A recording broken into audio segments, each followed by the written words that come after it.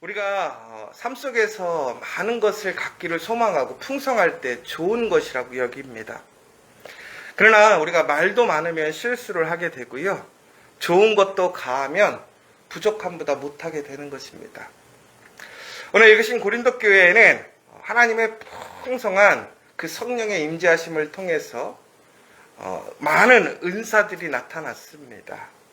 그래서 오늘 우리가 처음에 읽었던 것처럼 고린도 교회에는 우리가 보시면 찬송시도 있고 가르치는 말씀도 있고 계시도 있고 방언도 있고 통역함도 있고 많은 은사들이 있었다라는 거예요. 그런데 그 모든 것들이 중국에는 덕을 세우기 위해서 우리는 항상 절제와 질서 있게 해야 한다는 것입니다. 왜 그러냐면 우리가 너무나 이 많은 것들이 각자의 소리와 각자를 주장하게 되면 좋은 소리가 나지 않는다라는 거예요. 예를 들자면 우리가 오케스트라나 우리가 성가대에서 많은 파트들이 있습니다. 각자의 파트들이 자기의 파트를 열심히 준비하고 노력해서 우리가 자기의 목소리만 크게 낸다면 하모니가 깨지게 되는 것과 같은 이치인 것이지요. 각자가 아무리 좋아도 함께 있을 때는 조화롭게 하나가 돼야 됩니다. 그렇지 않으면 그것이 아름다운 소리가 아니라 소음이 되는 것이고 불편해지는 것이지요. 단순히 나를 더 내세우고 자랑함으로 인해서 함께 열심히 노력하고 함께 만들었던 그 모든 것들이 아름다워지지 않는 거예요. 그러나 조금은 부족하고 조금은 연약하고 준비되어 있지 못해도 오히려 하모니 안에 들어가게 되면 그 부족함들이 채워지는 은혜를 보게 돼요. 그래서 과한 것보다는 오히려 부족한 것이 은혜가 될 때가 더 많이 있는 것 같습니다. 오늘 바울은 다시 한번 그런 얘기를 하는 거예요. 우리가 하나님께 받은 그 은사는 너무나 감사하고 존귀한 것입니다. 결론적으로 오늘 바울은 다시 한번 방언과 예언에 대해서 또한 이야기하고 있지만 바울은 방언을 금하지도 않고 있습니다. 예언만이 좋은 것이라고 이야기하지도 않습니다. 방언도 하기 위해 힘쓰라는 것이고요. 더욱더 예언을 통해서 하나님의 말씀을 가르치고 듣게 하라고 이야기하고 있습니다. 그러나 중요한 것은 바로 각자의 은사들이 하나님께 받은 축복의 도구가 되게 하기 위해서 우리는 철저하게, 겸손하게, 질서 있게, 절제함을 통해서 하나님께서 사용하시고 또한 하나님께서 우리에게 목적을 가지고 주신 그것들을 잘 사용해야 된다라고 얘기를 하고 있는 거예요. 여러분, 우리가 그런데 질서를 잃어버리게 되면 많은 문제가 생기게 됩니다. 특별히 우리가 어떤 일들에 대해서 익숙해지거나 혹은 본인이 그 자리에서 오랫동안 그 일을 하게 되거나 혹은 사람들과의 관계가 친밀해지게 되면 우리는 우리의 질서의 선을 넘어갈 때가 있어요. 오히려 우리는 그것이 다른 사람이 나를 인정해주고 또한 나를 배려해주고 나를 사랑해주는 표시라고 생각하는데 그렇지 않아요. 우리는 하나님 말씀 안에서 절제함 가운데 질서를 갖고 있어야 우리는 전체적인 모든 것들이 균형과 하모니를 이룰 수 있는 거예요. 오늘 그러면서 다시 한번 방언의 예를 들고 있습니다. 방언을 할 때는 통역하는 자가 없으면 하지 말라라는 거예요. 왜 그러냐면 어제도 우리가 말씀드렸지만 통역하는 자가 없으면 그 방언의 내용이 무엇인지 모르고 그 내용을 모르기 때문에 감사할 수도 없고 아멘할 수도 없고 다른 사람들에게 은혜가 되지도 못한다라는 거예요. 그러므로 우리는 항상 덕을 세우는 방언, 우리의 은사들이 어떻게 하면 다른 사람들에게 선한 영향력을 끼치고 하나님을 더 깊이 알게 하고 더 나아가서는 우리가 서로를 사랑할 수 있는 방법이 무엇인가를 우리는 항상 주된 목적으로 생각해야 한다는 거예요. 오늘 우리에게 허락하신 하나님의 은사가 있습니다. 그 은사는 나에게 주신 하나님의 특별한 사랑이고 나와 하나님과의 친밀한 그 교제와 관계를 세우는 일이기도 하지만 더 나아가서는 그 나의 모습이 다른 사람들에게 도전이 되고 또한 은혜가 될 수 있어야 한다는 것입니다. 특별히 이 방언을 하기 시작하면 사람들이 나도 방언한다라고 해서 중국에는 방언을 하다 보면 막 통성으로 방언을 막 하기 시작해요. 그러면 중요한 것은 한 사람의 방언도 못 알아먹는데 이 방언이 섞이기 시작하면 온갖 소리가 섞여서 전국에는 그것이 아름답기보다는 단순히 소음에 불과하게 된다는 것이지요. 그러니까 교회 안에 통역하는 자가 없으면 우리는 오히려 참담하게 하나님과 친밀한 공간에서 깊이 있게 방언으로 하나님을 만나라는 거예요. 그리고 또한 여럿이서 할 때는 오히려 분별하여서 절제해서 그것이 다른 사람들에게 단순히 호기심 있게 어떤 신비한 영역으로만 보이는 것이 아니라 정말 하나님 안에서 아름다운 그러한 은사로 보일 수 있도록 힘써야 한다는 것입니다. 또한 오늘 예언에 대해서 얘기를 하고 있어요. 예언이라는 것은 우리가 계속해서 보았던 것처럼 하나님의 말씀인 것이지요. 그래서 우리는 이 예언을 항상 이야기하고 또한 듣고 그 말씀을 통해서 우리는 우리를 돌아봐야 합니다. 그런데 이 말씀을 전할 때에도 또한 우리는 분명하게 체크할 것이 있다는 거예요. 그 예언을 분별할 수 있어야 된다는 거예요. 여러분 근데 이 얘기를 잘 들으셔야 되는 게 누군가가 목사가 설교를 하거나 전사님이 설교를 할 때 이 말이 맞나 틀리나 한번 보자 이렇게 체크업하라는 소리가 아니에요. 오늘 그 이야기가 하나님의 말씀인가를 분별하라는 거예요. 왜? 우리는 하나님의 성령으로 하나 되어 있습니다. 하나님의 소리인지 하나님의 말씀이 아닌지 우리는 알 수 있어요. 그러나 초신자는 알 수가 없지요. 그러나 하나님의 말씀을 듣고 배웠던 사람들은 이것이 하나님의 소리인지 아닌지 분별할 수 있다는 거예요. 여러분 우리가 전화해서 그러잖아요. 우리 아들 소리인지 우리 딸 소리인지 구별 못 하세요? 누구세요? 그러지 않잖아요. 왜 그렇죠?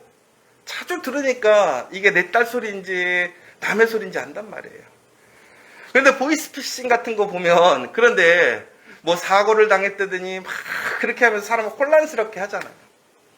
그러나 내 자녀의 소리를 잘 알고 있으면 이 사람이 사기치고 있구나. 이 사람이 나를 속이려고 하는구나 알 수가 있는 거예요. 여러분 그런데 이처럼 우리 하나님의 말씀을 항상 듣고 배우고 가르치다 보면 이것이 하나님의 소리인가 아닌가. 특별히 우리가 이단들을 보면 이단들이 사용하는 것이 하나님의 말씀이지만 그들의 전체적인 말씀의 내용을 보면 자시적인 해석을 통해서 우리가 알고 있던 내용과는 다른 이야기를 하게 됩니다. 여러분 그래서 이단이라는 것은 다른 이야기예요. 다른 이야기. 여러분 이처럼 우리는 그 말씀이 하나님의 말씀인가 더 나아가서는 하나님의 말씀으로 시작해서 그것이 하나님의 말씀으로 정확하게 끝나는가를 항상 분별할 수 있어야 돼요. 그러니까 우리가 예언한다라는 것은 다시 얘기하자면 우리가 말하는 사람도 그렇고 듣는 사람도 그렇고 항상 우리가 그 말씀을 이야기하고 들을 때마다 서로가 서로에게 그 말씀을 분별케 해줘야 한다는 거예요. 우리가 실수로 하나님의 말씀을 잘못 오해할 수 있고 이해할 때도 있어요. 그렇다면 그 듣는 사람들은 그 말씀을 온전히 바로 잡아줘야 되는 것이고 또한 하나님의 말씀이 온전하게 그렇게 선포되어지고 들린다면 우리는 그 말씀으로 우리의 삶을 바꿔갈 수 있어야 한다는 거예요. 그런데 여기서 되게 중요한 포인트가 있어요. 뭐냐? 그 말씀을 증거하고 이야기할 때에 내가 받은 말씀만이 옳은 말씀이라고 주장하지 말라라는 거예요. 우리가 바로 이런 패단에 빠질 때가 참 많아요. 내가 받은 말씀만이 하나님 말씀이고 나에게 주어진 말씀만이 가장 중요한 말씀이라고 생각해요. 어떤 분들은 목사님한테 가끔씩 그렇게 얘기할 때도 있대요. 내가 받은 말씀은 그게 아니라는 거예요. 여러분, 우리가 하물며 우리는 하나님 말씀 안에 같은 말씀을 받게 돼요. 그런데 내가 지금 보게 되는 말씀, 나에게 필요한 말씀만이 중요한 것이 아니라 모든 공동체에 있는 한 사람 한 사람들에게 주어지는 그 말씀을 존중해주고 인정해주라는 거예요. 그리고 더 나아가서는 그 말씀을 이야기할 수 있도록 기회를 주라는 거예요. 오늘 말씀에 보면 아주 특이한 점이 하나 있어요. 내가 하나님의 말씀을 받고 예언을 하게 될 때에 누군가가 새로운 예언을 듣고 혹은 그 말씀의 은혜를 깨닫고 그 말씀을 이야기하려 할 때에 어떻게 해야 될까요? 먼저 말하는 사람이 있으니까 우리는 그 사람의 말이 다 끝나기 전에 기다렸다가 그 이야기를 해야 될 거잖아요. 그런데 오늘 뭐라고 되어 있냐면 우리가 말씀을 증거하고 있는 중에 누군가가 새로운 말씀을 듣고서 그것을 이야기하기를 원할 때에는 오히려 말하고 있던 사람들이 스톱하고 다음 사람이 말할 수 있도록 배려해 주라는 얘기가 나오고 있어요. 그러니까 나의 이야기만 주구장창 막 내 주장만 하라는 것이 아니라 하나님의 말씀을 함께 나누고 또 그 말씀을 증거할 수 있는 기회를 주라는 거예요. 그러니까 포인트는 우리가 항상 말씀을 증거하고 나눌 때도 우리에게 가장 필요한 것은 질서를 지키되 절제를 통해서 우리가 모두가 함께 하나님의 은혜를 나눌 수 있는 그러한 모습들을 만들어가라는 거예요. 그것을 통해서 모두가 예언을 하고 모두가 함께 배우고 또한 모두가 서로를 격려하고 격려받을 수 있도록 하는 것이 진정한 아름다운 공동체의 모습이라는 것이지요. 여러분, 전국에는 이처럼 하나님은 무질서의 하나님이 아니라 하나님은 질서 있게 모든 세상을 만드신 분이라는 거예요. 하나님의 모든 일들은 질서를 통해서 이루어진다라는 거예요. 그러므로 우리는 하나님께서 이처럼 우리에게 보여주셨던 것처럼 우리의 삶 속에서 우리의 공동체 안에서 하나님의 그 은사들을 질서 있게 사용하고 또한 그것을 서로가 인정해주고 배려하고 절제하는 가운데 그것이 아름다운 하모니가 되어져서 하나님의 풍성한 성령의 열매를 맺도록 인도하라는 것이 오늘 바울의 이야기인 것이지요. 여러분, 그러므로 오늘 바울은 이렇게 결론적으로 얘기하고 있습니다. 내 형제들아, 예언하기를 사모하며 방언 말하기를 금하지 말라. 모든 것을 품위 있게 하고 질서 있게 하라. 그러니까 하지 말라라는 게 아니에요. 더욱더 하라는 거예요. 힘쓰라는 거예요. 나누라는 거예요. 그 대신 뭐 있게? 품위 있게. 품위 있다라는 것은 결국은 뭐예요? 절제할 수 있어야 한다는 거예요. 여러분, 그런데 교회에서 가장 시험에 드는 게 바로 이 절제하지 못함이라는 거예요. 관계에 절제하지 못함. 선을 넘어갈 때가 얼마나 많은지 몰라요. 우리가 무엇인가 일을 할 때도 절제하지 못해서 자기 주장이 너무나 강하고 일방적으로 끌어갈 때가 얼마나 많은지 몰라요. 다른 사람들에겐 기회를 주지 않고 내 말 때 내 것이 옳다라고 혹은 나는 특별하다고 나는 다른 사람보다 다른 것을 더 배려받아야 되고 나는 인정받아야 된다고 그럴 때가 얼마나 많은지 몰라요. 여러분, 우리는 항상 이처럼 품위 있고 질서 있게 그래서 하나님이 주신 그 은사를 통해서 아름다운 성령의 열매를 함께 맺어갈 수 있는 공동체가 되라는 거예요. 오늘 우리에게 주신 그 은사들을 그렇게 사용하시기 바랍니다.